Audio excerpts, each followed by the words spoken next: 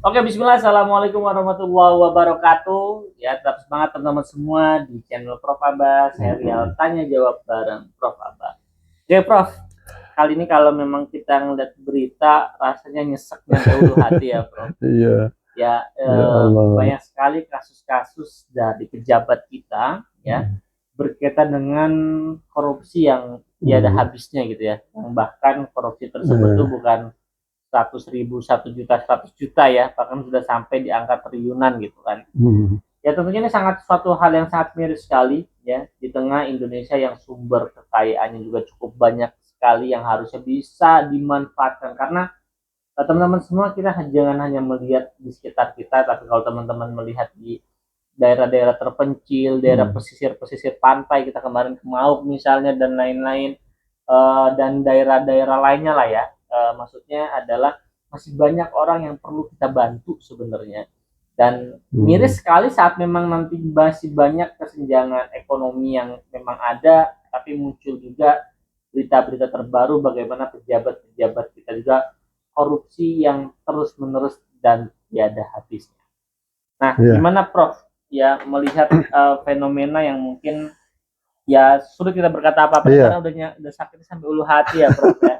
Ya iya. gimana Prof mungkin Baik, tanggapan Prof? Assalamualaikum warahmatullahi wabarakatuh. Ini Waalaikumsalam. pertanyaan yang sangat menggelitik. Kalau orang Jawa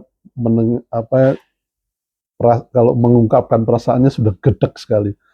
Ya jengkel, ya sakit hati, ya macam-macam. Jadi negeri kita ini merdeka kalau buka pembukaan Undang-Undang Dasar 45 itu ada kata-kata atas berkat rahmat Allah dan didukung dengan keinginan luhur dan seterusnya, maka kita merdeka. Itu pembukaannya seperti itu, Mas. Artinya kita merdeka ini bukan sesuatu yang take it for granted, dikasih sama penjajah. Bukan. Ini atas berkat rahmat Allah dan didukung keinginan luhur para founding fathers kita. Nah mungkin dalam perjalanannya kita lupa itu. Kita dapat kemerdekaan atas rahmat Allah, tapi menjalankan bernegara ini tidak mengikuti aturan Allah. Jadi mudah-mudahan sih ini bukan azab ya, tapi ini sekedar cobaan saja buat kita, baik yang sedang di pemerintahan maupun yang tidak.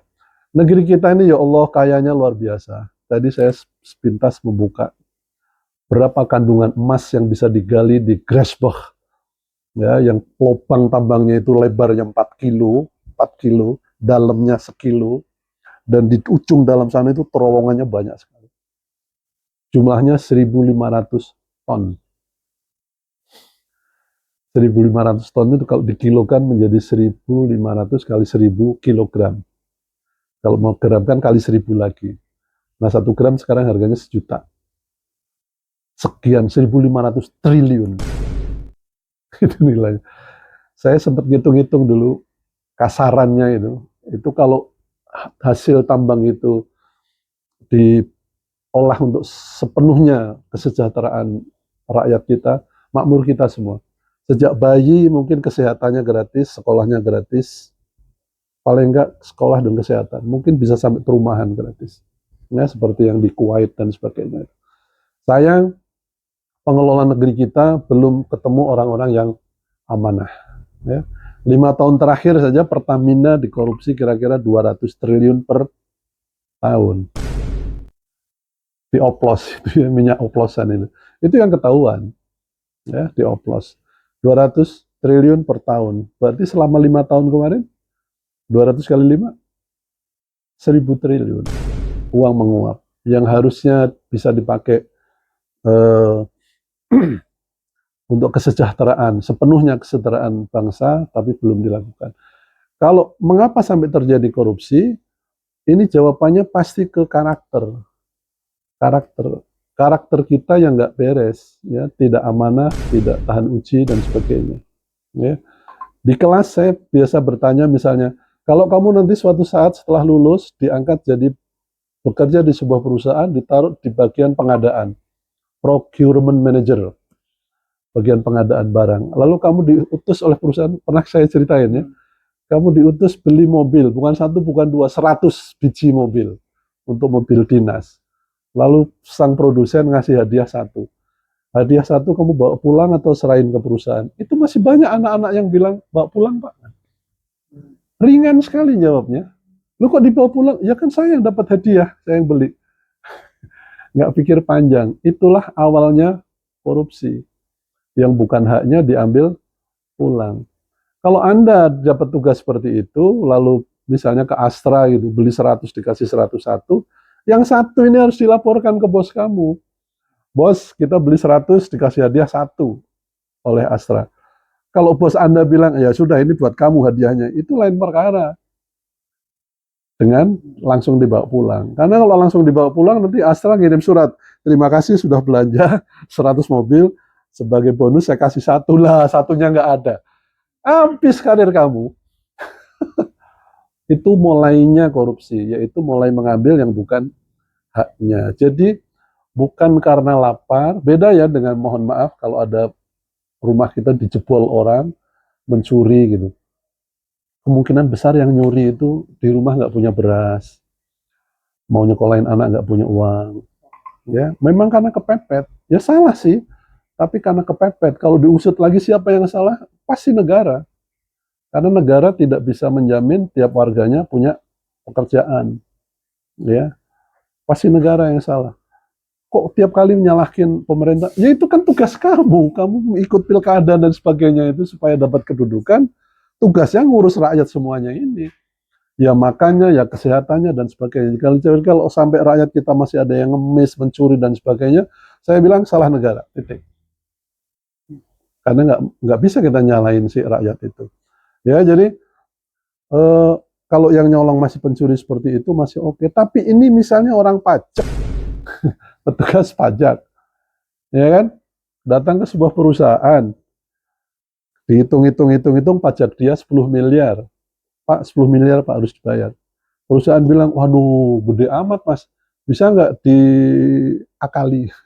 Ah, bisa Pak, saya hitung ulang. Dari tadinya 10, turun jadi 6. Turun berapa? 4 kan? Lalu Bapak bayar yang 6, tapi kan selisihnya ada 4. Separuh buat saya. Jadi perusahaan bayarnya 6 ke negara, 2 ke dia, atau 1 ke dia. 6 tambah 1, 7. Turun kan dari 10. Perusahaannya seneng, dia seneng, negara rugi. Itu yang terjadi. Ya. Sampai sekarang masih ada. Dulu ada kasus, siapa itu yang terkenal sekali, anak muda itu. Ngambilin pajak dari perusahaan-perusahaan besar, golongannya baru 3B atau 3C, pegawai baru, masih muda sekali. Nggak tahan lihat gelimang uang seperti itu. Berarti yang rusak apanya? Bukan knowledge, Mas. Bukan kemiskinan. Ini yang rusak adalah mentalnya. Dulu Pak Presiden yang sebelumnya menggembar-gemborkan revolusi mental. Karena saya kerjaannya ngajarin pembangunan karakter, ya saya senang sekali. Yes, ini nih, boleh diadu. Revolusi mental. Tapi satu periode, 2 periode, ini mana yang direvolusi? Revolusi itu kan artinya perubahan drastis, Mas. Kalau perusahaan pelan-pelan itu namanya evolusi, pelan-pelan. Tapi kalau namanya revolution, itu perubahan cukup drastis. Dari belok-belok menjadi jeng lurus gitu. Nah, itu yang kita belum dapat.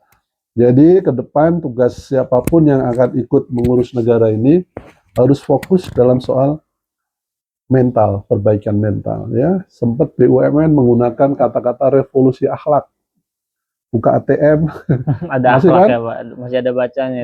Itu Padahal istilahnya. saya suka banget tuh kata-katanya tuh. Iya, itu kan revolusinya Pak HRS dulu, dia mau bikin revolusi akhlak, diambil alih oleh BUMN menjadi slogannya BUMN, revolusi akhlak. A, apa, K, apa, H, apa, dan sebagainya. Tapi cuma sekedar jargon.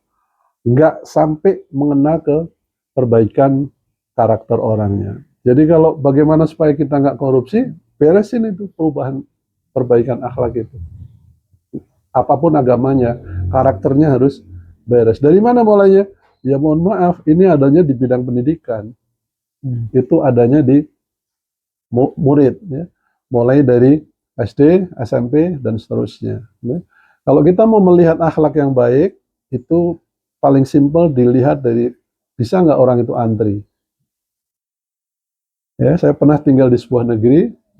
Hari-hari pertama saya bingung karena kalau mau naik bus, Mas, bus datangnya jam 10. Ini kan ada stopan ya, ada tiang, ada stopan gitu, ada jamnya. Jam 9, 9.30, 10 dan sebagainya. Saya mau naik yang jam 10. Tapi kan masih setengah jam, 9.30 sudah lewat busnya. Setengah jam lagi duduk. Kalau nunggu di tiang situ panas kan. Saya lihat apa yang dilakukan orang-orang di situ. Di kota saya dulu di Brisbane. Yang dilakukan orang-orang itu adalah yang pertama datang naruh payung. Ini tiangnya gitu. Ini tulisan stopan bus gitu. Dia naruh payung di bawah. Payung. Orang berikutnya datang nyopot sepatu satu taruh situ. Orangnya pergi ke kafe kemana untuk nunggu setengah jam ini. Saya perhatiin, ada mahasiswa datang naruh ransel. Jadi sini baris ini, payung, ransel, sepatu, ini, melingkar sini. Nggak ada tali pembatasnya. Belok, ini barang semua. Orang yang datang belakang nggak ada yang berani naruh payungnya di paling depan. Kan nggak ada yang lihat. Nggak ada yang ini. Terus taruh aja di tengah paling dekat. Blok, nggak ada. Itu self controlnya udah luar biasa. Saya setelah melihat itu, oh begitu caranya. Ya sudah, saya baru datang ya taruh di buntut yang paling terakhir. Lalu bus datang, itu orang entah dari mana, dari bawah pohon, dari kantor, dari kafe, datang beret ke barangnya masing-masing. Terjadilah antrian begini. Ya kan? Lalu ternyata misalnya yang antri 20 orang, ini muatnya cuma 10. 10 masuk, belum yang lainnya taruh lagi barangnya, pergi lagi. Itu kapan belajarnya? Ujuk-ujuk udah dewasa? Nggak mungkin, itu dari TK belajarnya. Ya, jadi ada pameo di sana, ada seseorang nggak naik kelas gara-gara tidak antri. Nilainya bagus-bagus, tapi pas antri di kantin, misalnya ada 2 anak kecil sudah ngantri, ini anaknya gede, langsung deret ke depannya itu. Ditunggu, ngantri dong. Karena badannya, papa lu. Nggak berani, tapi anak kecil 2 ini lapor ke gurunya. Si A ditegur, kamu tadi melanggar antrian, dicatat sama gurunya. 3 kali melanggar antrian, nggak naik kelas, Mas. Nggak peduli nilainya bagus. Kita bisa begitu nggak? Itu mulainya harus dari pendidikan. Kalau dari kecil bisa seperti itu, maka setelah besar dia nggak akan korupsi. Kenapa? Karena korupsi itu adalah melanggar haknya orang lain. Karena dia sudah terbiasa di antrian, melanggar antriannya nggak berani. Itu melanggar haknya orang lain. Kalau betul-betul buru-buru, misalnya di airport ya, nanya, Pak, Bu, naik pesawat yang jam berapa? Masih sejam lagi. Saya 5 menit lagi harus boarding. Boleh nggak saya duluan? Harus ngomong begitu. Baru, silakan Pak. Satu-satunya boleh melanggar antrian yaitu minta izin yang di depannya. Gitu Mas, jadi soal korupsi ini kita pelik sekali. Bahkan orang-orang yang sudah kedudukannya bagus, hartanya banyak, karena mentalnya nggak beres, entah uang haji, entah uang tambang, entah uang BUMN, bisa diembat oleh siapapun. Mudah-mudahan ke depan kita dapat pemimpin yang lebih, karakternya lebih bagus, terdidik dari awal. Lalu satu lagi, law enforcement-nya harus jelas, yang salah harus dihukum. Ya, ini unsur kejujuran menjadi nomor 1. Nggak bisa ngeles-ngeles. Ya. Oke, luar biasa sekali ya nasihat dari Prof. Abbas. Semoga yang dengar bukan cuma kita semua, tapi semoga pejabat-pejabat kita juga melihat video ini ya. Menjadi renungan buat kita semua, karena ini bukan tentang apa yang dimiliki, tapi bagaimana hisab yang panjang ya para pejabat. Oke, baik, terima kasih. Assalamualaikum warahmatullahi wabarakatuh. Waalaikumsalam warahmatullahi wabarakatuh.